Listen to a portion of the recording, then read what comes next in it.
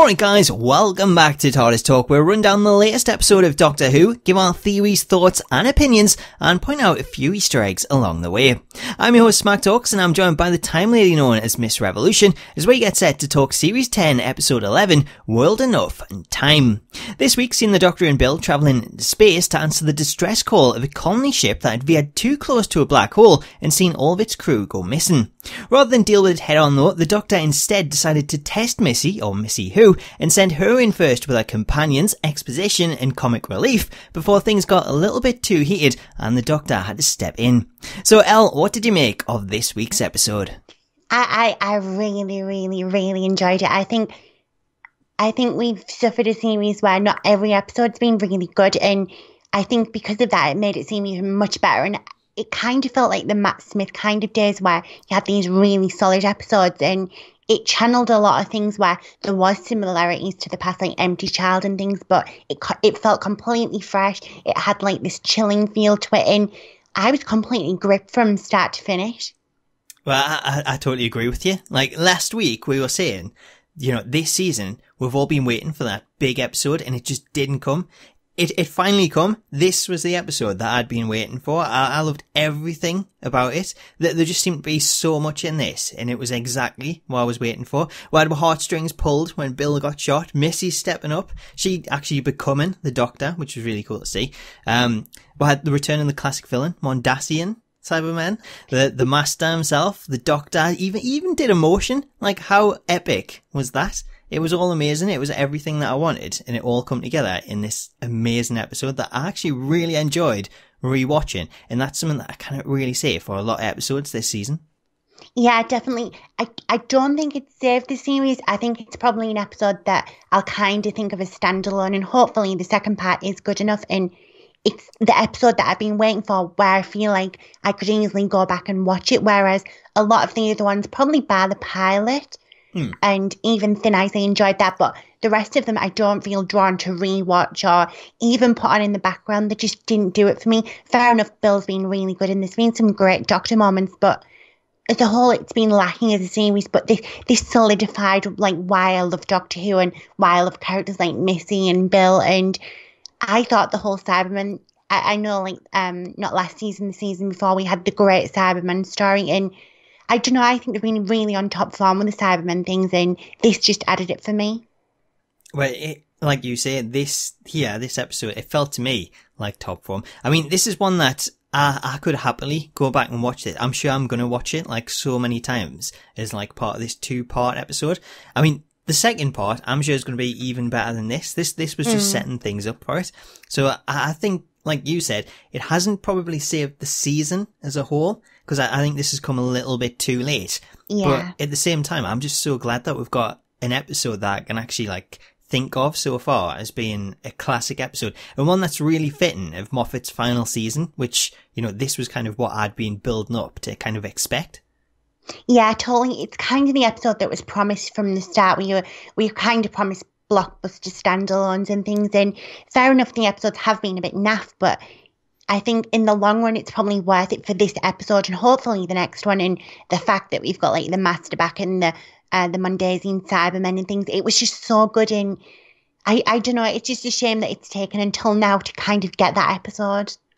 Well, yeah, that is the downside to it. It's come so late in the season, but at least we've finally got it. It looks really cool. I really enjoyed this one. I'm looking where it's going, and I'm thinking this is going to be an epic finale. I can't wait. So there you go. There's our first thoughts on the episode. What did you make though? What's your first thoughts on that opening scene? Because we had an opening scene that had been taken out of press previews and everything else, where the Doctor, he appears to be regenerating. Is it real? What did you make of this?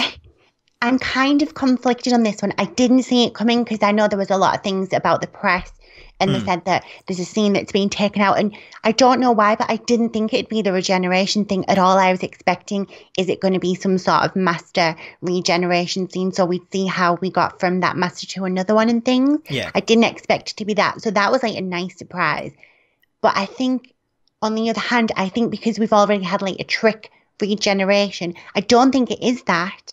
But because we've already seen it earlier in the season, I'm like, it's maybe a bit too much because we've already seen it once. But I don't know. It's interesting. I think the way the doctor looks and he looks very angry and like clenching his fists, it makes you think, has there been like huge betrayal from someone? Is it Bill? Is it Missy? Or does he just not want to go? There's something a lot more desperate there with his regeneration, whereas people like Matt Smith and David Tennant, they almost accepted the fate, and this looks totally the opposite. Yeah, the sort of feel that I got from it was like, he really doesn't want to regenerate. I mean, I know we're seeing Tennant's doctor not wanting to, but this was different. This was like the expressions on Capaldi's face.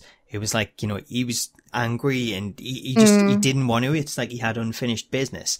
And because of that, it made me think, you know, we've already got a trick regeneration. So I don't think they'll go down that route, but it depends how you define trick. I think there is a chance that we could see something happen and it not be a full-on regeneration here, where he kind of delays it or something like that. Because Moffat has said that this isn't going to be the same as the past regenerations. It's going to be a little bit different. And it makes you wonder, like, just how is that going to be different? Do you think maybe you could delay it? We could still get this scene, but then he obviously regenerates fully in the Christmas episode? Yeah, I think there's a huge chance. I think even in that I can't even remember how long it was, those few minutes, it raised like a lot of questions. Where was Bill? Where was Nardole? Are they dead? Has one of them betrayed him? Because we know there's some sort of thing going on with Nardole. But I think because of the whole snow thing and we don't know what planet it is, I think that's kind of where this series will end and it'll revisit that. And I think then maybe at the end of the Christmas one, or even maybe at the start, maybe we'll get some sort of new doctor. And I know there's been a few little rumours about the first doctor coming back. It'd be kind of nice to see kind of like a few doctors or something. I don't think we'll go that route with it being Moffat's last, but it would have been like a nice send-off. And I think that's what was missing this series. I wanted to see a lot more send-offs from people like River and things and characters from the past. So who knows, maybe the Christmas one will deliver on that. Yeah, I think the way that this has been set up now, we're going to get this blockbuster finale, but I don't think it's going to be a case of, you know, send-offs for different people. I think that's kind of more fitting to a Christmas episode where, you know, last year's Christmas episode, the Mysterio one, that didn't feel very Christmassy at all, in my opinion. Where I think this year, if we get the kind of send-offs, River, it's all like really happy and the end of it, ready to move into the new stuff. I think that's a lot more fitting of Christmas. So I think I'd prefer that to actually come then, rather than have everything kind of come to an end now and then bring it back again at Christmas with the same doctor. No, I totally agree. It kind of feel like we'd have a reset at Christmas and then another reset once the new writer comes in. So I think Christmas is the perfect point to reset. And I think it would be nice, even though the Doctor's going to regenerate, and that will be sad for people who are a fan of Capaldi and things. I think it'll be nice and merry to just bring everyone together and celebrate what he has done. Yeah, no, it will be. It'll be really cool to see that. So there you go. There's our thoughts on the story, like initial thoughts and the regeneration. But we're going to talk the story itself now. We're going to start off with Bill's shocking death and I guess resurrection. As very early on, we're seeing the pilot of the ship holding Bill at gunpoint as the Cybermen starting to come up the lifts, leading to the Doctor stepping out, trying to do what he always does, show off, make a big speech. But this time, it didn't work. It just took too long. He carried on waffling on.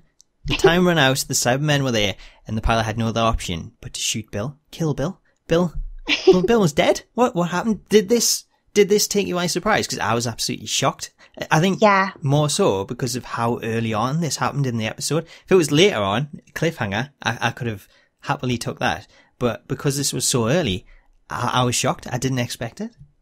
Yeah, I was totally shocked. The only thing I would say, and don't get me wrong, I didn't dislike any of the episode. It was kind of things that I knew already that I didn't like. So, like, because of the next time trailer, we knew that Bill was going to be in the episode later on. So it was kind of spoiled with that. I think what I would have done personally, if it was me writing it, I would have took the third episode from the monks and made this a third part. So you'd end this first episode with Bill being shot, then the next one would have been the Master, and then go into the finale like they are. I think if we'd have had something drawn out like that, I think, and not had the next time trailers, I think I would have been even more shocked. But because I'd seen footage where Bill is in it later on, I was like, something's not going to go how it seems. Yeah. But I was totally shocked, don't get me wrong. I thought it was really strong how they did it. But it's that whole thing with the press thing again. And there was a lot of this episode where I felt that if we hadn't seen scenes in the next time things and in the promos and in pictures and things, I think this episode probably would have been one of the most shocking episodes we've ever had. Well, that's the thing. BBC were actually claiming this to be the most shocking episode of Doctor Who ever. And it feels as though if things hadn't been announced beforehand, it would have been. But because they already announced it, it was like, it's not really a shock.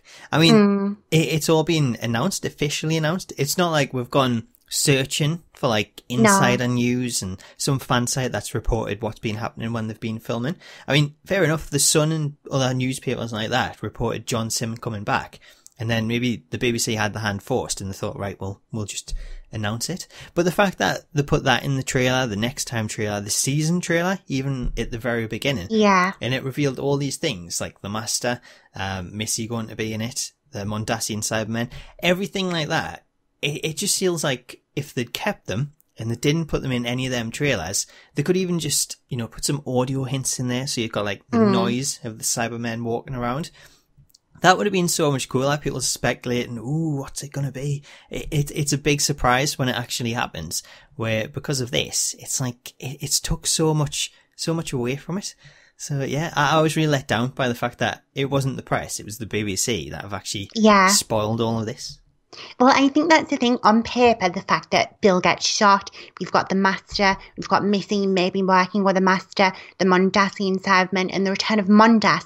Those things are completely huge. And if you took that away from promotional footage from the BBC alone, that's like one hell of an episode and plot points that easily just one of them on their own would make a great episode. But because of like things that they've shown, and I even said to you, the majority of the promotional things with the Master was basically the end of this episode. There wasn't that much left over. There was only him interacting with the Doctor a little bit more. Everything else we'd kind of seen from the BBC. So it was kind of a shame. Don't get me wrong. It still was a great moment when he did finally reveal himself. Yeah. But it kind of felt that we were robbed. And I think had we not seen that, we would have been like, oh my God, it's the Master. And I found myself, because I knew he was going to be in it, I was looking for him constantly. And there was like one initial look from the guy and I was like, that's the Master. And I kind of ruined it for myself. But I wouldn't have even been in that mind space if it wasn't for the BBC and the Sun and things. Yeah, that was the big sort of downside to it. It's kind of ruined like part of it in that sense. I don't know that I didn't really like, because of the sort of leaks and the BBC actually posting stuff.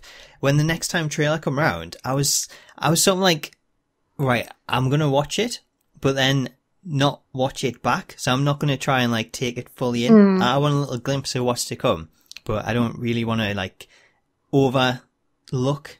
Well, not overlook, but the opposite of that, just like look too much into it and try and see what's going on. I'd rather go in with a fresh mind and just be surprised, be wowed by it, like I would have originally wanted to be. So because of that, I didn't really pick up on the voice of Bill being in the next episode. But even though the fact that it is in there, we're seeing this episode that they kind of done like a flashback. So we could even get something like that where it's a Doctor flashback to a time that he's had a conversation with Bill while he's then speaking to her in the future as Cyber Bill. So it could always be something like that. I just think, you know, I really didn't expect it. There's been so many rumours that Bill's only going to be here for this season because of the change in the Stephen Moffat going out and the new writer coming in. Because of that, I thought, yeah, I've kind of accepted that Bill may exit at the end of the season. She may die. She may be that first one. But I don't know. I just really, really didn't see it coming. Still, absolute shock. Well, I think that's the thing. Even though we knew she probably wasn't going to stick around, I don't think any of us really expected her to die. Moffat isn't usually someone who does kill off companions, so it kind of really didn't enter my head at all. And I remember even reading like a plot point about there's like a hole in Bill's story and things, and like there's a lot of darkness coming and things. And not once did I think she was going to die. So I think for all that she isn't specifically dead, I think that scene alone didn't see it coming, so it was totally shocking. For that, it worked. Yeah, well, I'm glad like didn't spoil that. Just show Bill in the next time trailer with a massive hole in her chest. So I'm glad they didn't go down that route. What did you think of the Doctor's reaction to it? Because I really liked sort of the reaction from Capaldi and the fact that he was like, he was shocked himself. And then the fact that, you know, Bill is looking down at herself thinking, oh, shit.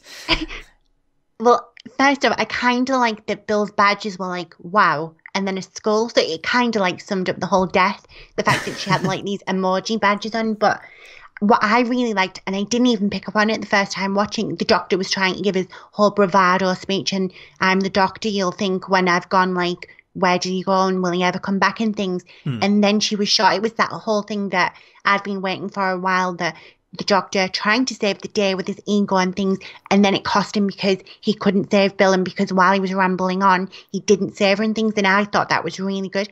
I kind of expected him to react a little more than he did, but I don't know if that's like a lot to do with his ego as well, thinking, right, I'm going to save her and do what it takes. Or I don't know, there's a lot of components. Even Missy was one of the components where she kind of reels the doctor in. She's like, no, you have to be strong. And like, she kind of takes charge, which I thought was really interesting given what's going on. But I don't know, even then, I still didn't think it was the typical doctor reaction. And I know, like I've just said to you before we started recording, I do like Capaldi, don't get me wrong. And I remember like when Clara was in it, a lot of people were saying because Clara's so much at the forefront, we haven't seen much of the doctor and he's not being like out there and things. But I don't know, I think for me this series, it's probably made me think that Capaldi isn't as good of a doctor as I think everyone suspected. He's had chances to go off on his own and give these great things, and it's almost like he's reeled back and he's never gone right out there like he has in previous seasons. And like I said, I don't know if it's been the writing this season or him as an actor. Maybe he's tired because he has been doing it for a while and it is a tough job and things. But I don't know, I kind of feel like he's not fully committed, or maybe it's something to do with the character. There's not something quite connecting. Yeah, no, I get what you mean. I mean, you mentioned a great point before we started the actual podcast, talking about Clara and the fact that a lot of people complained that she was sort of stealing the whole scenes and that Capaldi was taking a backseat to her. But like you said, maybe it wasn't a case of that. Maybe it's, you know, everyone's saying, ooh, Capaldi's a great actor. He doesn't need to be like upstaged by the companion. And yet now that he's the one that's kind of in the forefront, I don't think he seems as strong as people are making him out to be. Yeah, don't get me wrong, he's a great actor and he has delivered some great scenes, like the scenes with the Zygon in his speech and things. He has had those moments, but I don't feel like he's fully at that level all the time. It's only now and again when he's given a speech. Whereas I think with like Matt Smith, his face could tell 1,000 stories and he was a great actor. And even with people like David Tennant, and he'd even say Christopher Eccleston, like they all painted a different picture. Whereas I kind of think Capaldi stayed in the angry looking phase, and they even made a point of it in this episode that he was feeling emotion and Nardole was like, oh, can I take a selfie because you're showing something other than anger? I don't know if it's the fault of the writers or Capaldi, but I think the fact that they're taking the mick out of it proves that something hasn't been quite right. Yeah, well, that's the thing. I was going to like bring that point up. Just the fact that we have seen Capaldi's doctor always be quite cold and quite angry. I mean, Clara had to give him cards to let him know what to say. So to me, it feels like they've kind of gone a lot more cold with that. And it seems to be more the writing than Capaldi himself. Because obviously he can only act what he's being given.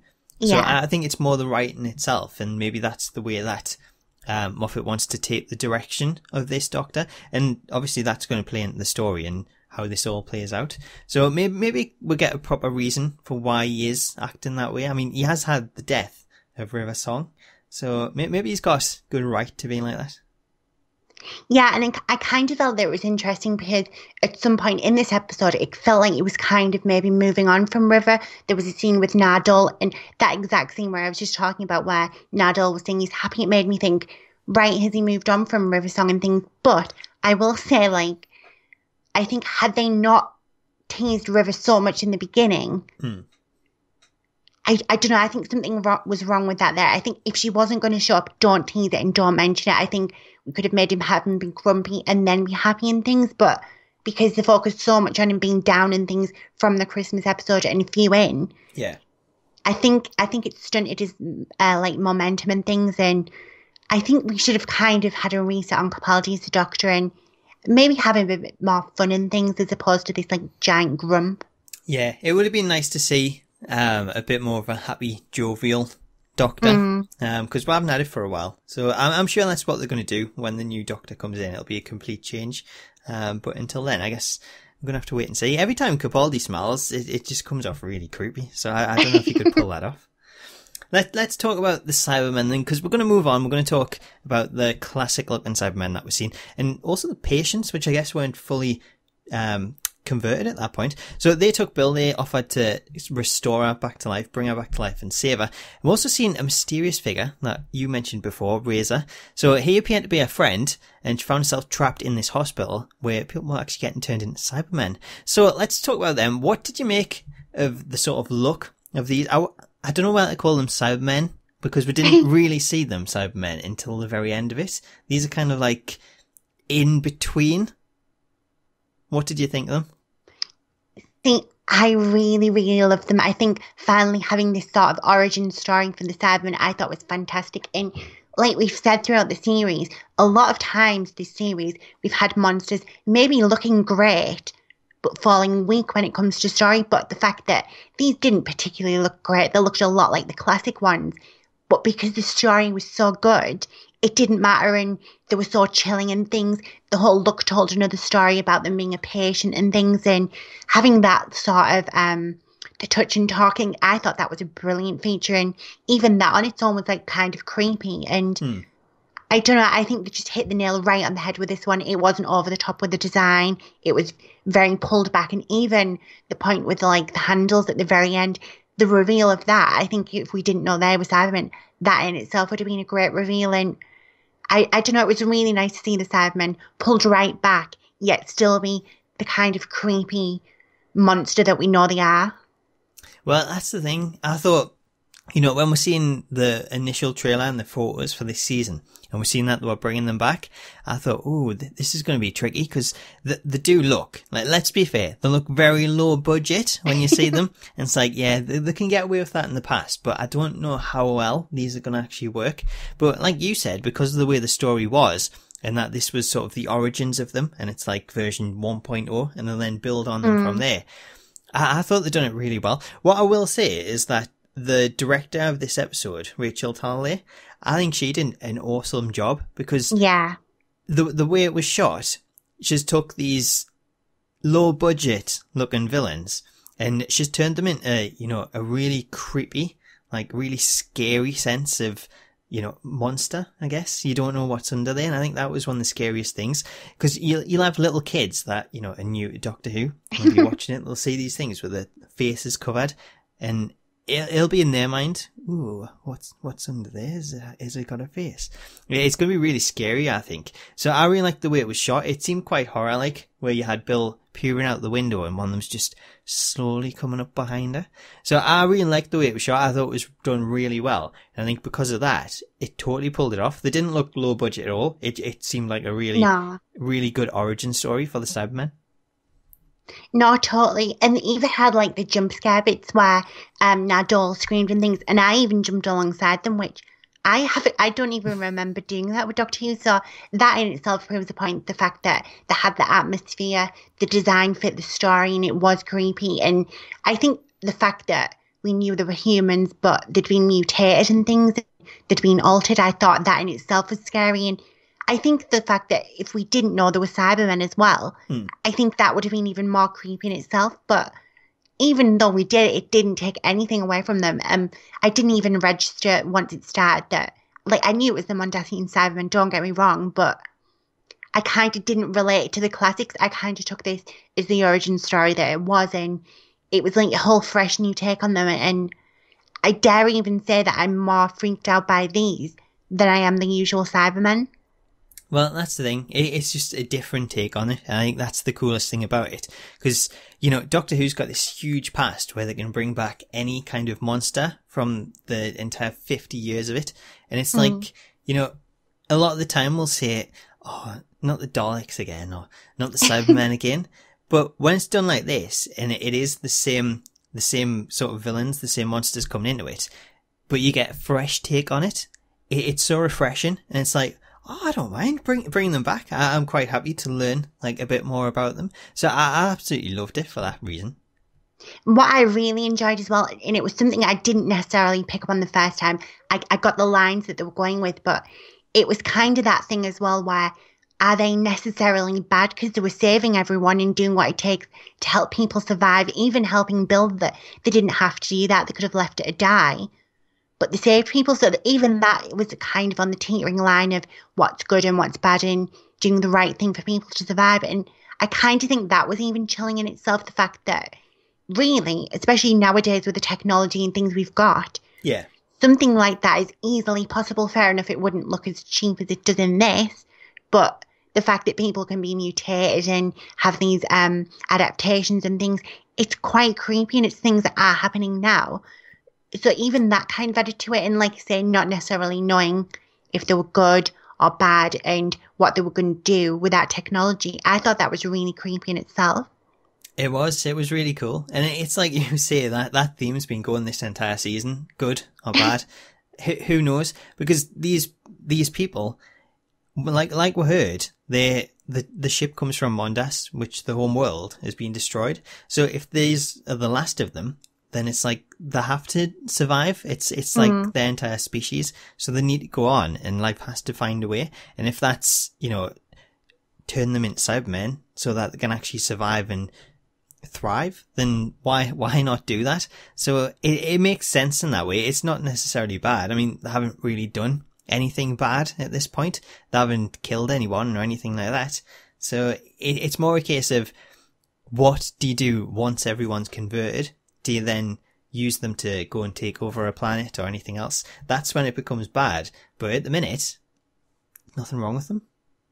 Yeah, and I think that's what's the most exciting thing, the fact that we haven't got to that stage where Cybermen are good and bad. Even with Bill, we know that Bill's kind of the first one to have that pain function removed, and there'll be no fear of pain and things, which we've kind of come to know with the Cybermen. But the fact that in this episode they did feel pain and things, and even seeing like the patients screaming out, "Kill me," and things, I thought that was really powerful, and not something we necessarily get with Doctor Who in the past.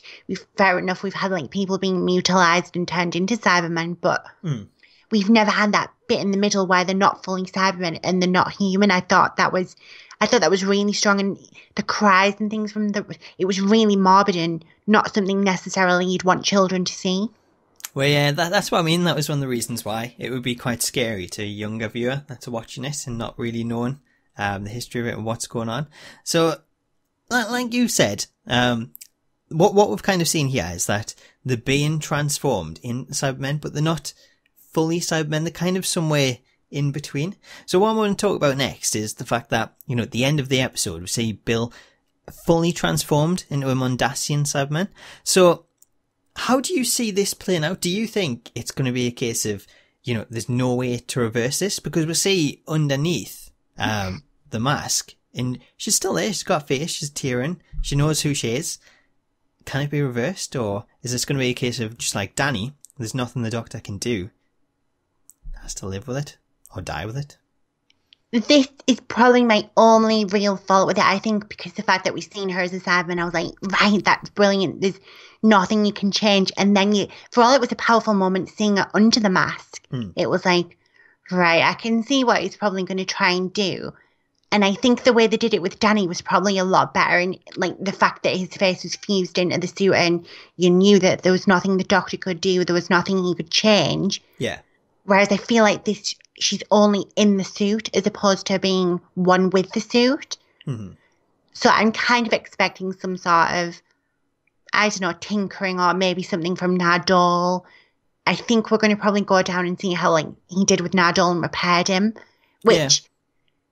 Don't get me wrong, I'm still very looking forward to it, but it's like, he's found a way out again. And that's one thing I do have like a nitpick with Moffat. There's always something like the Tesseract or something like that. He's always got this like backup plan, and it kind of takes it away from it. So I wish we didn't see Under the Mask. I wish we'd just seen the tear, and it would have reminded us like a lot of the past episodes where we had like the lead of the Torchwood crying and things, and that we never seen her again. I think if we hadn't seen Under the Mask, I think I would have been a lot more interested to see where it goes. Yeah. No, that's the thing though. It's like, you know, the doctor says in the episode, like, one heart, you don't even have a backup. And it's like, Moffat's like, I'll fix that. I'll make sure I've got some kind of backup in place in case anything does happen. So I had Clara where everyone was like, oh God, she's gonna die. Like, what? Oh, I can't deal with this. And then he pauses time, takes her out of it, and you know, she's around living. Yes, she's got that to come, but she's fine for now. And it's like, Moffat's just, companions don't die. Yes, they don't regenerate, but they don't die either. They're still fine. So I thought that's, you know, if that's the route that they go down, it is kind of a bit cheap, but it's kind of Doctor Who at the end.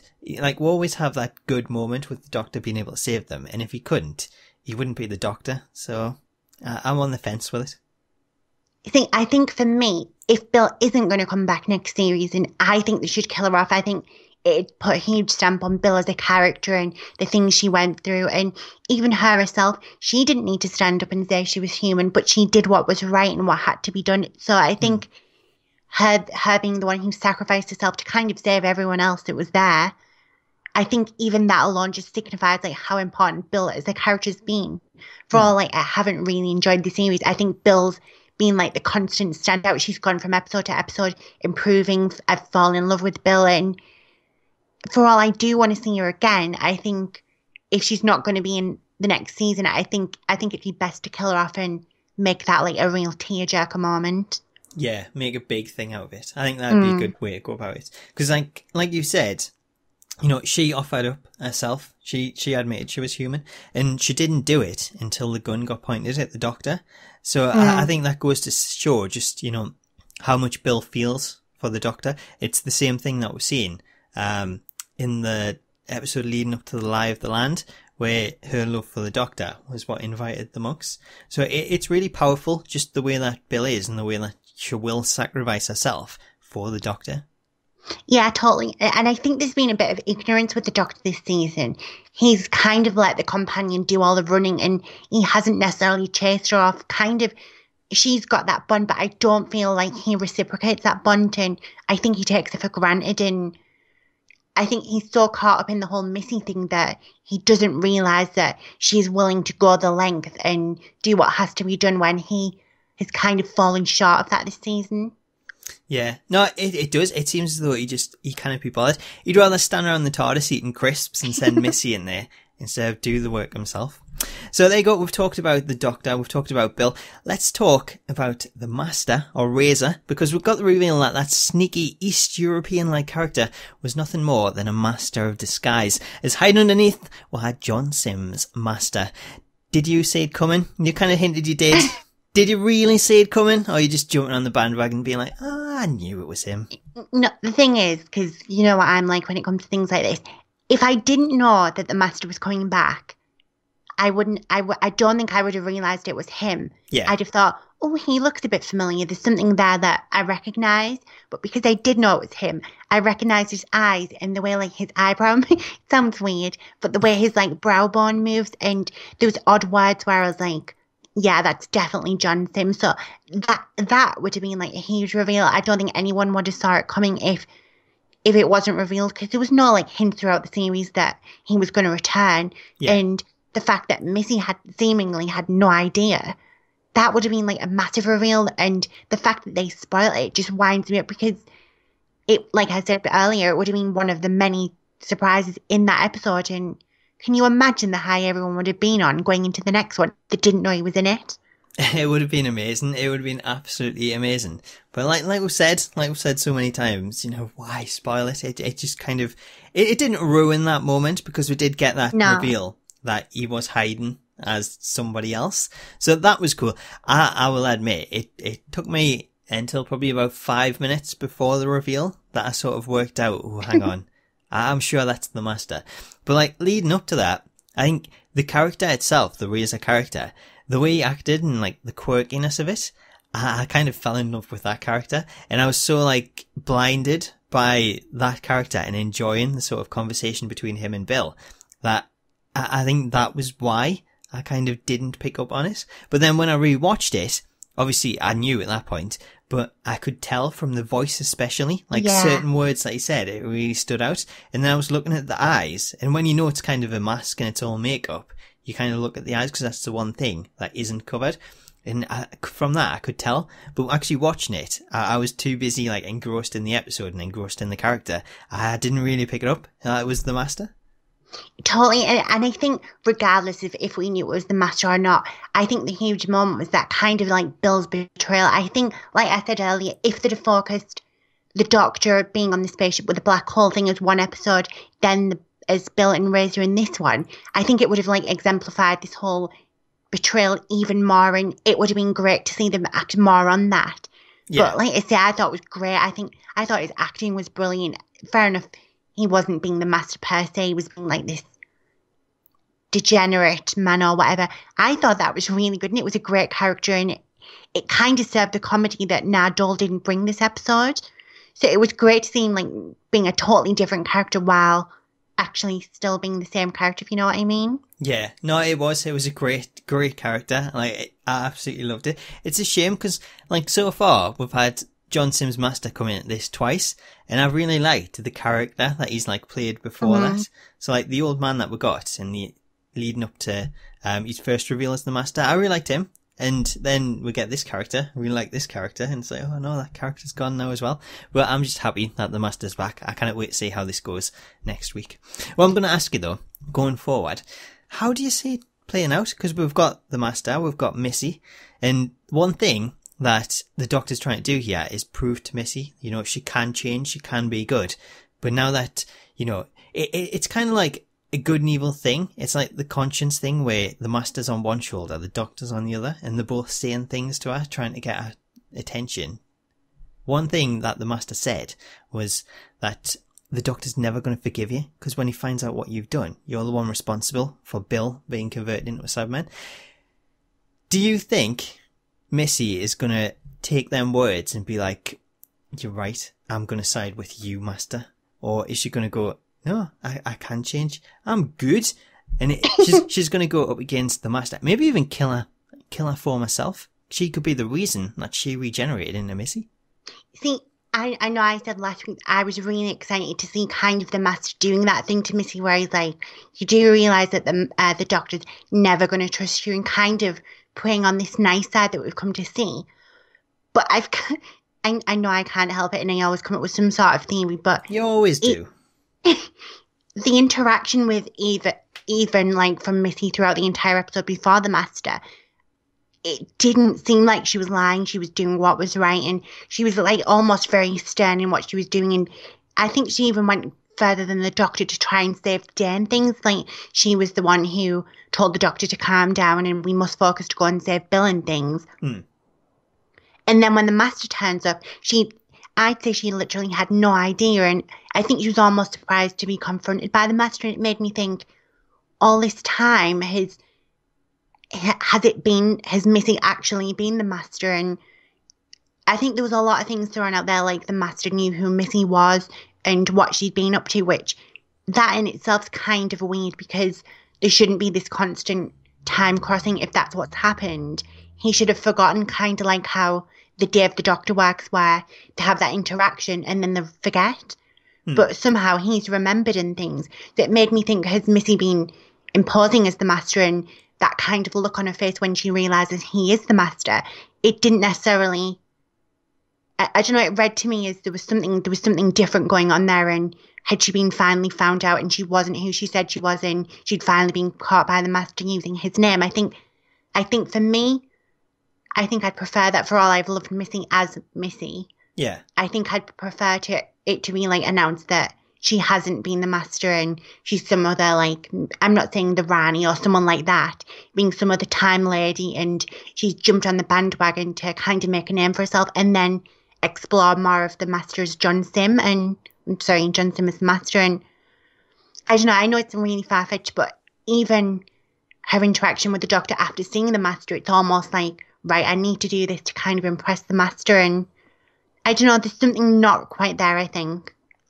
Ooh. See, I didn't quite take it in that sense. To me, it felt like, you know, Missy didn't know anything about it. And I think, to me, what I kind of took that as being was for the Master, he was living it out in real time. It was actually happening for him. Therefore, he didn't necessarily know because it's in his future. But he says, you know, it took him time to work out who she was. So I think for the fact that he's been watching and thinking, who could this be? That's how he knows. Whereas Missy, I think probably what it is when she's regenerated into Missy, that those memories have become time locked because she then, subconscious or whatever, knows that she's going to interact with her former self. So to her, those memories aren't there and she doesn't actually know what's happening. She doesn't know that she's been there before. So I kind of believe Missy in this sense. The reason that we see her sort of acting up a little bit at the end of the episode, I don't think she was necessarily trying to impress the Master. I think it was more that she was maybe playing along. And if she is good, then it's going to be a case of she tries to play the Master and whether or not he actually picks up that she is playing him. Well, I think that's the thing. I think both the Doctor and the Master have been testing Missy for so long, so it'll be interesting to see where she's going to fall when the shit hits the fan. Yeah. And it's kind of like the devil's advocate. You've got the Doctor representing his good and the Master representing what he represents. Not as necessarily bad at this moment because we don't know what he's up to, and then her falling in the middle, she's trying to be the Doctor. But at the same time, she's kind of fell back into her old ways, siding with the Master almost immediately. So it'll be interesting to see where she falls in. I don't know. I think we're going to see another regeneration aside from the Doctor. I don't know if it's going to be Missy or the Master. I think we're going to get a bit of a shock there as well. Yeah. No, I get what you're saying. Like, I don't know. What one would you prefer it to be? Would you prefer it that she isn't actually the Master? I think so, but in a sense, I kind of like Missy to shoot the Master, so there's another Missy when she regenerates, if that makes sense. I think, because that's like one of my huge pet peeves. Like I said to you before we started, I want them to fix things that have never been cleaned up, kind of like they did with Dave the Doctor. You had like the War Doctor in there to branch the Eighth Doctor and things. I think that is something we need with the Master because we never got that with John Sims into Missy. Yeah. But I think in another sense, I kind of like this ultimate lie where she's never been the Master and things. I think that'd be a good character to explore and then also drag her into another series. I don't know. I just love like to throw shit out there and bring my own story. I think the logical one will be that he will regenerate into Missy and then we'll have some sort of comedy moment with Missy and then they'll both separate. I think that's where we're probably going to go. Yeah, well, that's the thing. It could be sort of that. We could get a comedy moment where the Master regenerates and we get Missy. It's like, ooh, hello. And then, I don't know, she faints and she doesn't remember anything what's gone on there. But at the same time, we could also get it whereby, you know, they both kill each other and Missy regenerates into someone completely different. And the Doctor's devastated that he's lost Bill and he's lost Missy. And then all of a sudden, the Master also regenerates and then all of a sudden Missy's back. And it's like, oh, okay, this is really complicated. This is how time travel works, though.